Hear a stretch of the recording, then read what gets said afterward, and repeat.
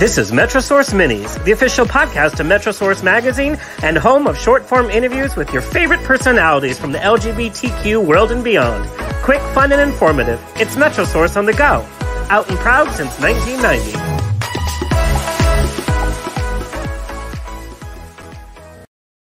Hello, hello, hello. This is Metrosource Minis. I'm your host, Alexander Rodriguez, lead writer for Metrosource and avid podcaster. With so many new terms to identify yourself out there, there's pretty much something for everyone. How about being polyamorous, huh? Today, I chat with filmmakers Thales Correa and Anthony Moore, two men as hot as their accents, whose latest project, the mockumentary web series Poly People, is currently in the running for Emmy consideration. Poly People covers the lives of four individuals representing all letters of the alphabet, living in a polyamorous relationship, and it really dives into the trials and tribulations of this kind of relationship in a very comedic way. Please welcome Poly People director and co-writer Thales Correa and actor-producer, co-writer Anthony Moore. Hey guys, how are you, Alexander? Thank you so much for having us. It's a pleasure. Oh, I have to tell you, I watched this all in one setting. You know, it's a web series. It's short little episodes. You can watch them all at once or, you know, little by little. So funny. The chemistry that all four of you have and the way that you filmed it, it's so comedic, but it also really delves into the topic of being in a polyamorous relationship. So just very unpolitically incorrect. So here's what I'm going to ask you is what's the difference between being polyamorous or having an open relationship, or just being a slut? What's the difference? Okay, well, first of all, let me just say I love your intro. You described the show really well, and thanks for praising our accent. That's that's very rare that happens. I appreciate it. So sexy. But hey, I think polyamorous relationship is a close relationship with more than two people in the group, right? And but they're exclusive between that group. You ask an open relationship, right? Yeah. Open relationship it could be, I don't think it doesn't matter. It could be a couple, but they're open to anybody, but they're just closed. It means that they're open to people outside of their relationship, right? Being in love is nice to meet you. It's single that has a relationship with everybody. Yeah, that's basically it. Yeah. Because we actually talk about that on episode 7 when I don't want to spoil anything, but when Abigail has an idea. She actually says, you know, like being in a polyamorous relationship, that is that we are in a serious commitment between more than one person, you know. So a responsible non-monogamy. Responsible non-monogamy. That's the name of the 7th episode that we talk about it. So so basically, I think Thales covered it all. It's just like, and that's for sluts. Well, yeah, nice to meet you.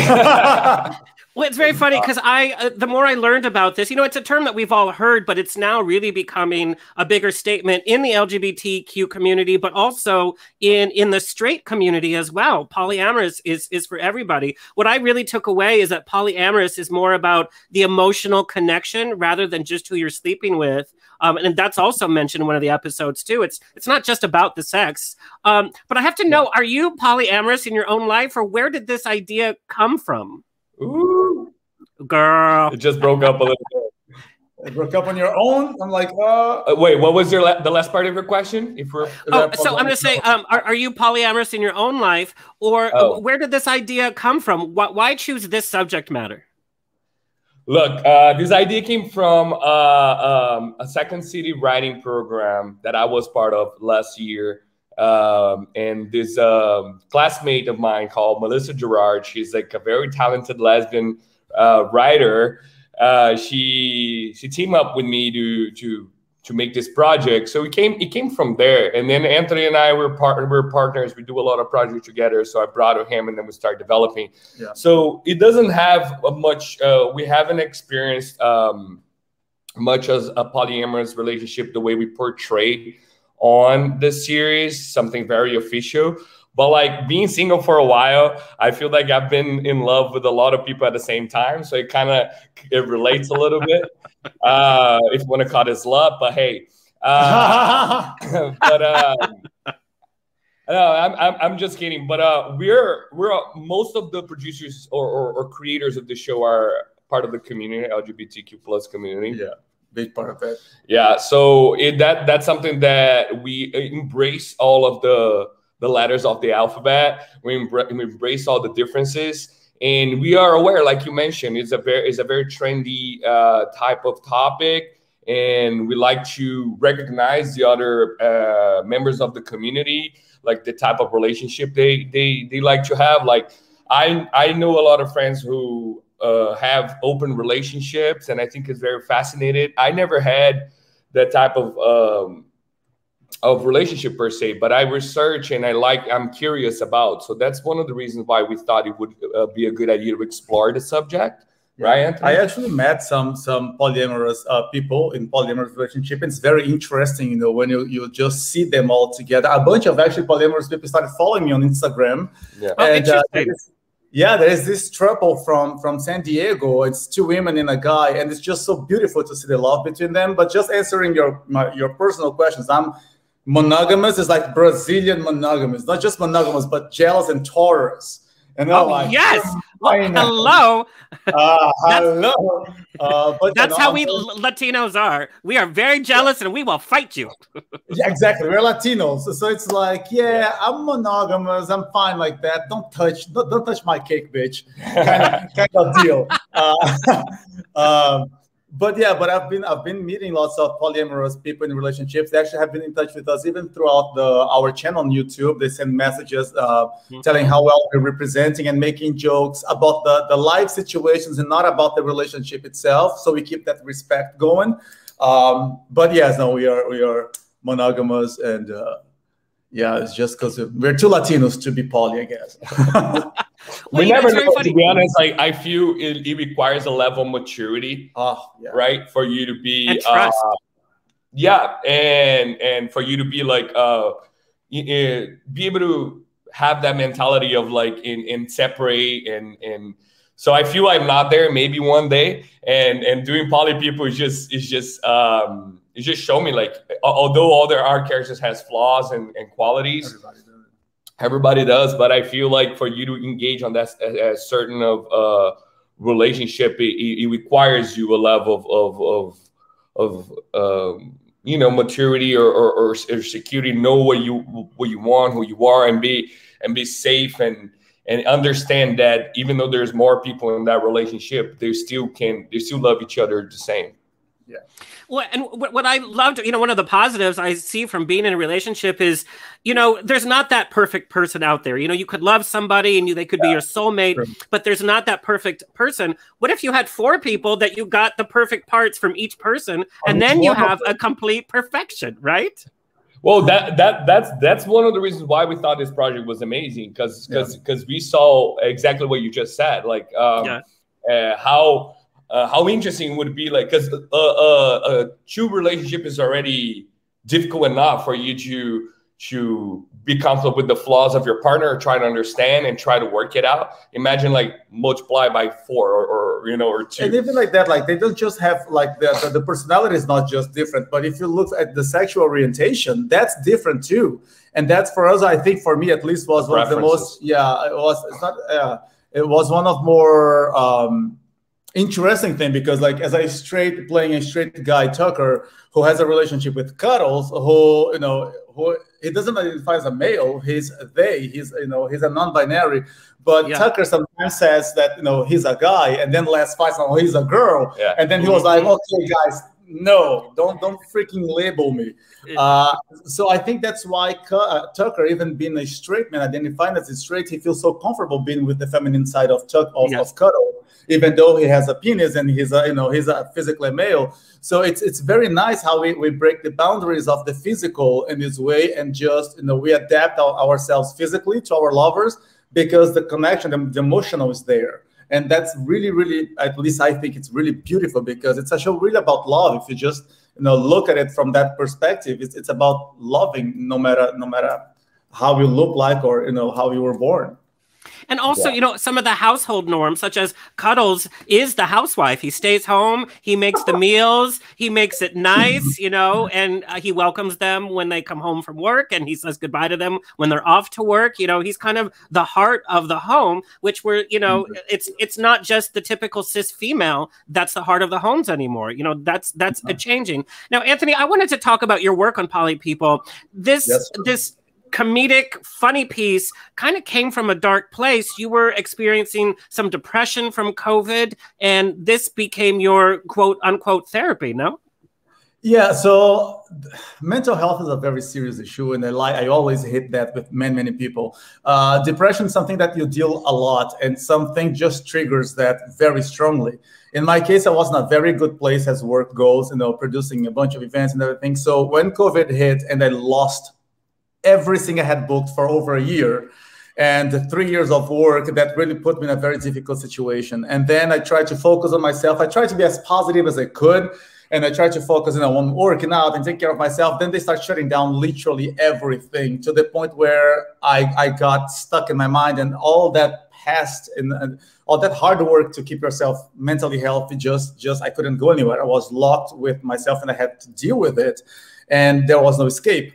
So I just threw myself in bed, and that was a horrible place to be. Thales approached me the first time with Poly People. I read, but from such a bad place, I didn't really connect to the project.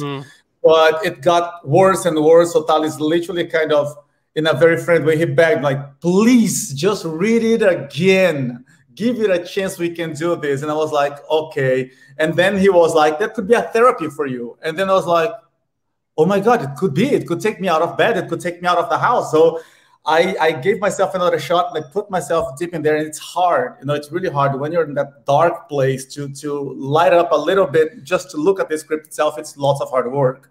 But thanks to this guy, I got out of there. I put myself 100% inside Poly People. I got to do the casting process and produce a series in the middle of a COVID, doing everything, you know, union. And it's a very hard work. So that was something that it just made me work and work and work. And it brought me to such a beautiful, loving place that I tell everybody, actually, not just Thales, Poly People literally saved my life. And I couldn't be any more grateful to have any consideration at the end of this whole road. So yeah, it means a lot to me in many ways. I think what we've discovered during COVID is really how important the arts are. You know, everybody was under lockdown, and so everybody was watching Netflix, Hulu. They were watching some of the great LGBTQ content that has coming out. People were at home listening to podcasts or music, and all of it is an art form. And it has, like you said, Anthony, it's really saved people from their depression, is experiencing the arts on whatever level, which you know, tells our government how important funding is for the arts. That tells us as artists how important it is to support other projects, no matter the medium or no matter what the subject matter is. Art does save lives. Is a therapy. That's why it needs to be in schools. It needs to be infused with you know, kids growing up.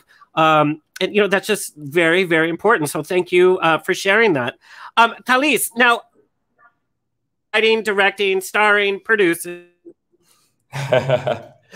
It's breaking up what you're saying, but I just hear the titles. Directing.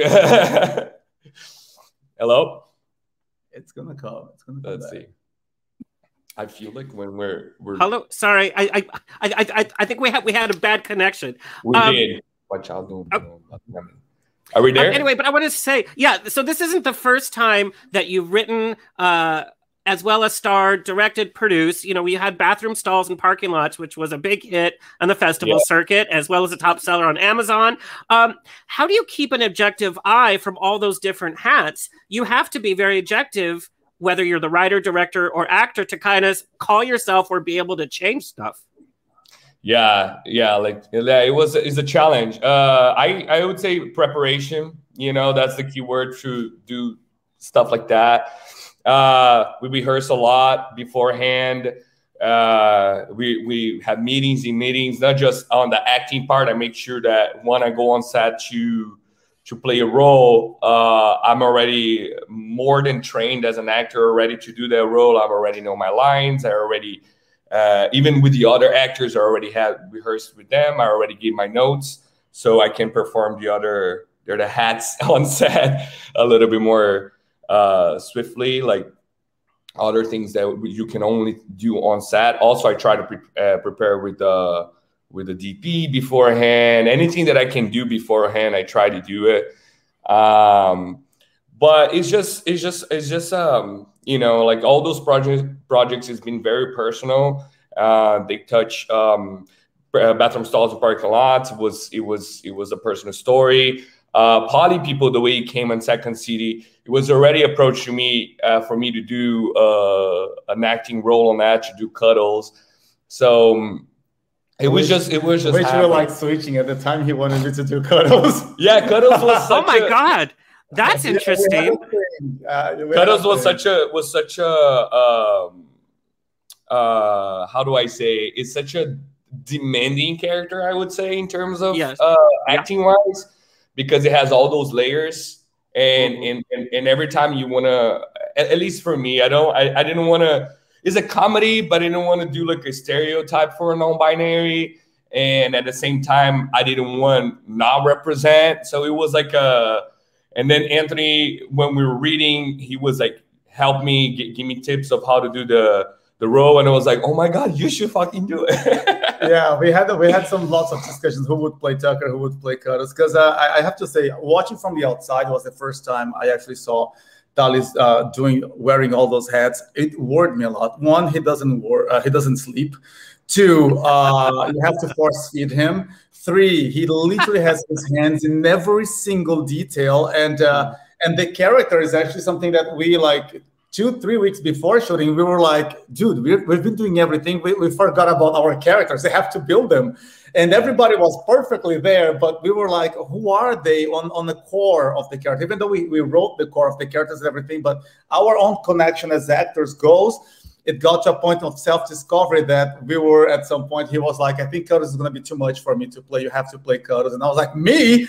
I'm like, you are Cuddlez. I can't see Cuddlez being anybody else.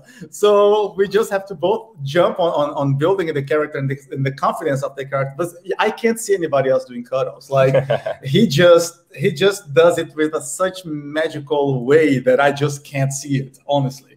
And I would have a complete different Cuddlez. It would be way more feminine, way more like my Cuddlez would be way brighter. In a way, like, no, I think that's not what the non-binary should be represented by. And Thales just got the perfect fit for it. And I'm so happy when I see him on screen, because I'm like, he deserves the freaking Emmy. It should be his. Oh, thank you very much for that. I appreciate it. But I feel like, just to add to that, I feel like every position in filmmaking has its own way. Like, for example, as a writer, we can write a character, but when it gets to the hands of an actor, they have their own preparation and their own colors. Yeah, they have their own interpretation. So the actor has their own work to be like, hey, I got it. I know what you mean by this character, and I'm adding this flavor to it. Like I'm adding this, like Andrea.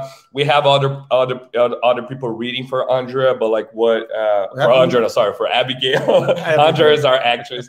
Yeah. But what Andrea brought to the table was amazing. So I think that's what Anthony mentioned. Like we wrote all the characters, but like our work as an actor, like what is in on this character that is inside us that can shine in the screen and represent that. And that's a preparation that I try to do in all my productions beforehand, and be already on the time that we're going to film, we're already ready to go. Right? Yeah, I don't think I tried to work so hard, but the level of confidence that Thales brought to Cuddlez is just so beautiful to watch. You can see in some bloopers that, lots of the marks, I was the one making the marks, but even me making the marks, he couldn't, nobody could do better than his. And there's a joke, a blooper, I was like, Thales, it's not that hard to be gay. At the same time that Cuddlez is so feminine, he also has such like a powerful, I don't know. Cuddlez is a body. He's saying that I'm too big. That's why he wants to go. I'm too big to wear dresses. No. if you want to get there later, I can tell about wardrobe problems we had for him. No, let's. No, it's very funny because Cuddlez wasn't just a caricature, and it just wasn't, you know, what we've seen portrayed on TV in the early days of non-binary or gay characters. It had heart to it. Although I have to tell you, I have incorporated the Cuddlez hair flip and room exit into my life. I'm like, I love it. All right. Right? The kiss on the shoulders. Yeah. Oh yeah. No, did you did you catch that? The kiss on the shoulder? Yeah, of course. I got it all. So I want to talk a little bit. You know, the idea and the image of being an immigrant has really been tarnished in the United States, especially because of the last administration. We won't go there. And sometimes we forget, and now, you know, we won't go there. We won't go there. You know, and we forget to talk about the beauty that exists in being an immigrant. So I want to talk a little bit about the beauty of your childhood, both being Brazilian, and what made you come to the United States. Well, the beauty of you don't want to see the beauty where I come from. Oh, that's not very beautiful. Well, I'm really proud to be Brazilian. I was very. I have a great childhood. I mean, back then you don't know, you just grow up, you know. Yeah. And I'm from a small town. It's very farmish where I'm from. Like my dad was a coffee farmer. There wasn't gays in the city. That was something that didn't happen. Yeah. So it was a little bit of struggle for me to find myself. And also I remember I've always been in love with entertainment and the arts. And my town didn't even have a movie theater. So it was a discovery for me since early age, not just my sexuality, but also what I want to do in my life and try to find my place in this planet, you know, and like who I am as sexually and also as an artist. But growing up in Brazil, it gave me a different perspective. Like I moved here to study cinema. So when I came here, I faced the culture and language barrier, all the difficulty that every immigrant has to deal with, and also I'm really grateful to have grown up in Brazil. Like after seeing the culture here, so it gave me like I feel like my mind is a little bit more expanded in terms of see like the human relations towards each other. I understand, especially doing a series like Poly People, I understand that people can love differently, can have different perspective and still be together. I think coming from another country can give you this clarity and understand there other ways of lives, other ways to grow up, other ways to survive. Brazil is a very different country than there's a lot of similarities to America, but there's a lot of differences. And growing up on in a different country, I was able to see that. Those big differences here. I want to jump that later, but yeah, in my case, the place I come from in Brazil, it's known as one of the poorest places in the entire country. We barely have water there nowadays. It's different, but it isn't. People just got a little better on buying their own water, but it's very dry. It's very poor, even culturally. You know, at least like they have their own culture, but everything is very closed. So for me, again, being gay in a very little town and being an artist, that's what I think from the very beginning got my depression like really crazy. My mental health, I struggled because I knew I was gay. I knew I was an artist ever since I was 5. So I had to grow up listening to my father saying, if I ever had a gay son, I will kill him. And I'm like, that's me. That's the only gay son you have. Before you came out, right? Yeah, before I came out. And so for me, I was always living and then sleeping afraid and waking up afraid. And that was like horrible. And I couldn't be myself in any way. So for me, it was always a search for an exit door.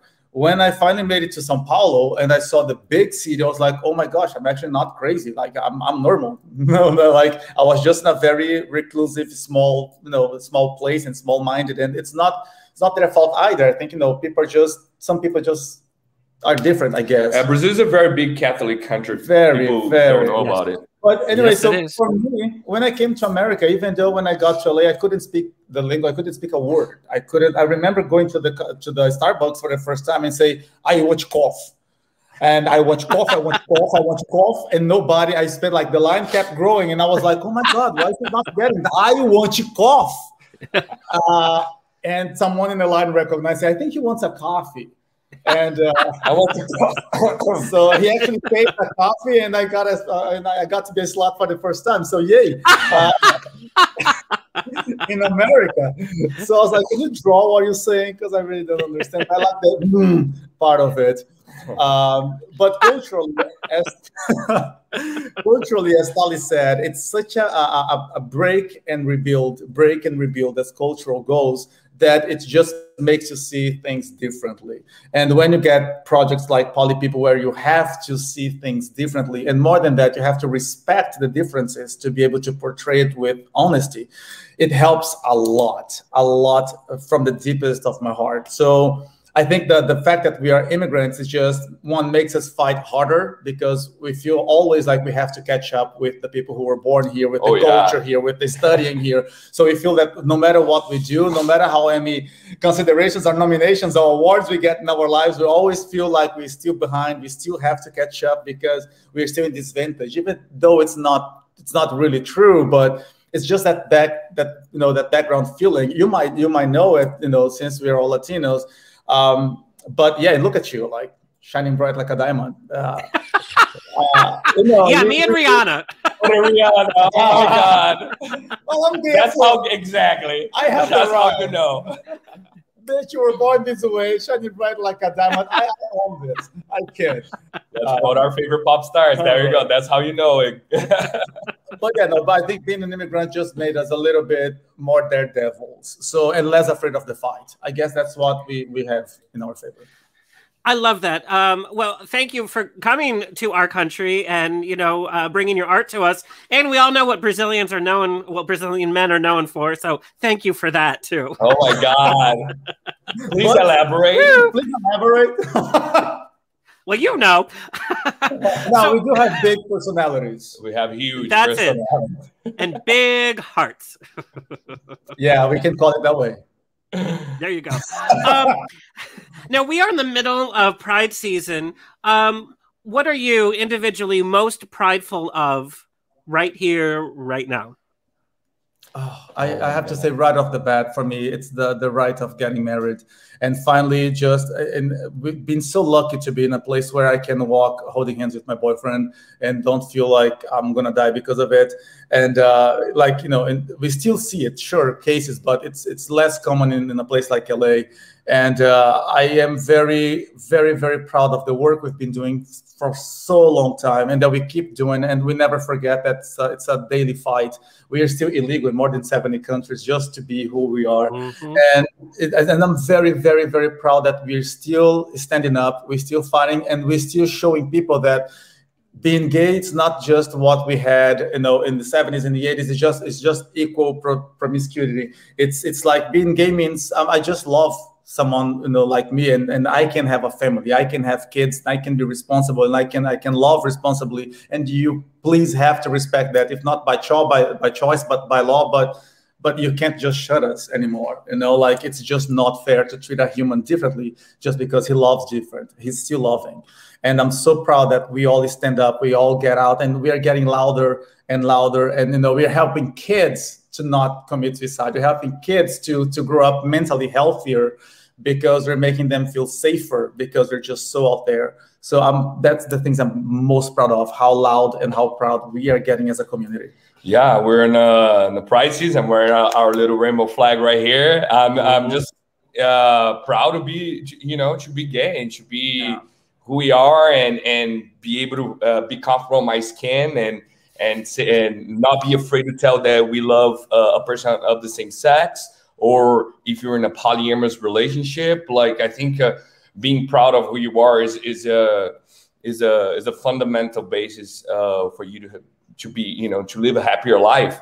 And yeah, I'm really proud to be gay, and I'm proud to be queer. That's what I tell my mom all the time. Actually, my mom is a crazy Catholic back in Brazil, and I just keep telling Mom, love is love is love is love. You know what's a sin? Hatred is a sin. So just be careful with the things you listen and you learn.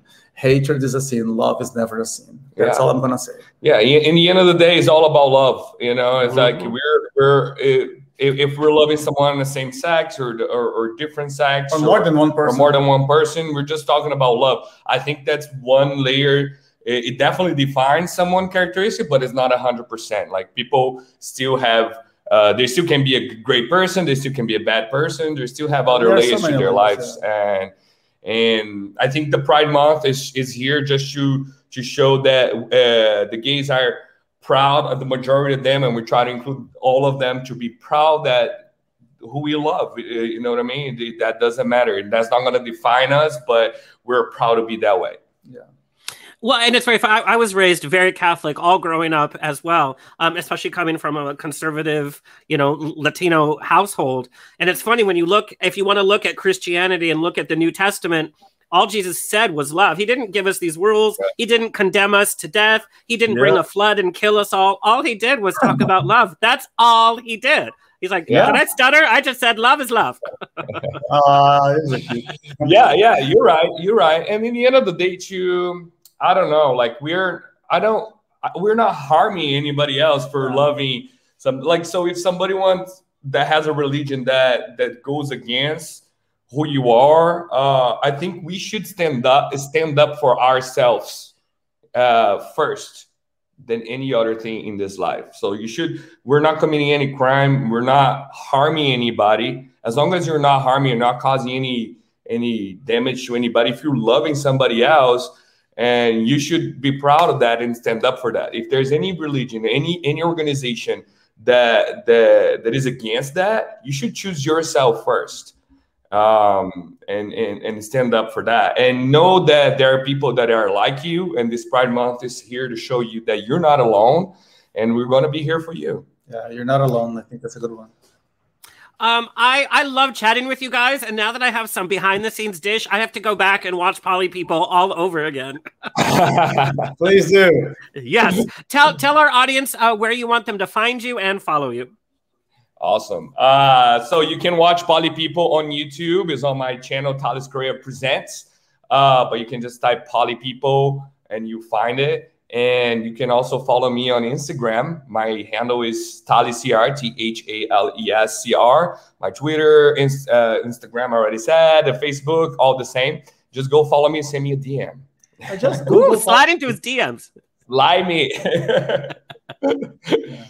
Or Google Poly People, but we are also available on Amazon, on Instagram, on Facebook Watch, even on Instagram. If you go to my Instagram account, you can watch some of the episodes there. But our main channel is the YouTube. So feel free to watch wherever you want. As long as you watch it, send me a DM, tell me what you think. Yeah, same thing. Well, my handle is way more simpler. It's Tony More Shots. I was talking about shots, like a film shot, a movie shot. But people who know me, there's like it's tequila shot. Well, guilty. Tony More Shots. Don't hesitate if you have any kind of questions. If you want to talk to us by any means, we have been getting lots of people just talking about poly people and sharing their stories with us. Like, oh, you should put this on that episode. I'm like, okay, thanks, keep sending it. Everything is a good thing. But yes, just we're here. We are open for whoever wants a new friend. Well, thank you so much for joining us. Hey, if there's a season 2, I want to play the nosy neighbor, okay? Oh my God, please. You would fit so perfect on the show. Your personality just matches like... That's how you know that he really watched it. Yeah. The nosy neighbor. Yeah, nosy neighbor. All right, well, you I can make it, so... All right. Well, we definitely have to hang out and we have to talk more, but thank you so much for joining us today, and happy Pride. Thank you. Pride. Thank you so much. Beautiful rest of your week. Bye-bye. All right, that has been my chat with Thales Correa and Anthony Moore. You can read my in-depth article with them at metrosource.com, and that's our episode. I'm your host, Alexander Rodriguez. You can follow me on Instagram at AlexanderIsOnAir. Until next time, stay true and do you, boo.